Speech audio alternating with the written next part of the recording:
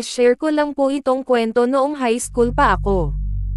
Hindi ko alam kung totoo ba talagang nangyari ito, o gawa-gawa lang panakot sa mga bata. Si Aling Nene ay may-ari ng isang sari-sari store. Madaming naiinis sa kanya dahil na rin sa hindi magandang ugali nito, lalo na pag pinapahiya niya ang mga umuutang sa tindahan niya. Dumating yung araw na nanghina ang katawan niya at nangayayat siya. Ang sabi ng mga doktor, simpleng lagnat na naging sanhi ng loss of appetite lamang ang karamdaman niya. Pero nagulat siya nang may maramdaman siyang kakaiba sa katawan niya.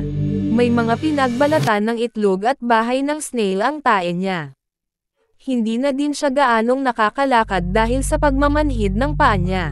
Nang dahil doon, minabuti ni Aling Nene na pumunta sa albularyo. Sakay ng tricycle na minamaneho ng asawa niya, nagtungo sila sa bundok kung saan matatagpuan ang albularyo.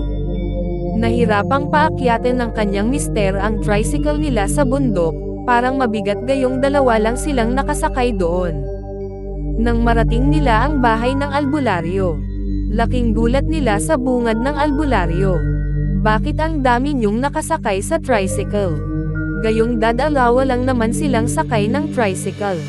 May dalawang itim na demonyong nakaangkas sa likod ng nagmaneho at dalawang pulang demonyo sa loob ng tricycle ang kasabay nyo, dagdag pa niya. Kinilabutan ang mag-asawa. Gumawa ng orasyon ang albularyo at kinuha ang takuring may tubig na kakukulo lang at binuhos sa paa ni Aling Nene. Ni hindi man lang nalapnos ang balat ni Aling Nene ni Mapaso.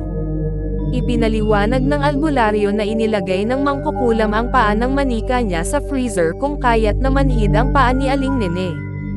Bago umalis ang mag-asawa, pinangako ng albularyo na lalabanan niya ang kulam kay Aling Nene at binigyan siya ng itim na sinulid. Pagkauwi sa bahay nila, minabuti ng mag-asawa na matulog na. Nagising si Aling Nene ng madaling araw at kitang-kita niya ang mga demonyong sinabi ng albularyo, pilit na lumalapit sa kanya. Pinihat ni Aling Nene ang sinulid na bigay ng albularyo at biglang nawala ang mga demonyo at biglang may pusa ang waring nasaktan, ang nag-ingay sa labas. Unti-unting gumaling si Aling Nene, at nang gumaling siyang lubusan ay pinili nilang mag-asawa na tumira na lamang sa bahay ng anak nila sa Tondo, Maynila. Si Aling Maria naman na kapitbahay nila Aling Nene ay kinakitaan ng panghihina ng katawan. Ang sabi-sabi siya daw yung mangkukulam. At kapag gumaling ang kinulam, lahat ng hirap at sakit niya ay babalik sa nangkulam.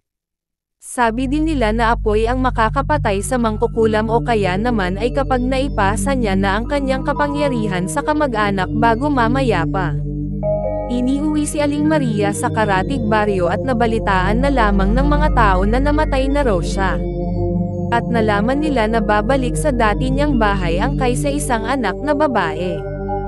Bago pa makapasok ng tuluyan ang kanyang anak sa baryo ay nagtipon-tipon ang mga tao at pinatay nila ito.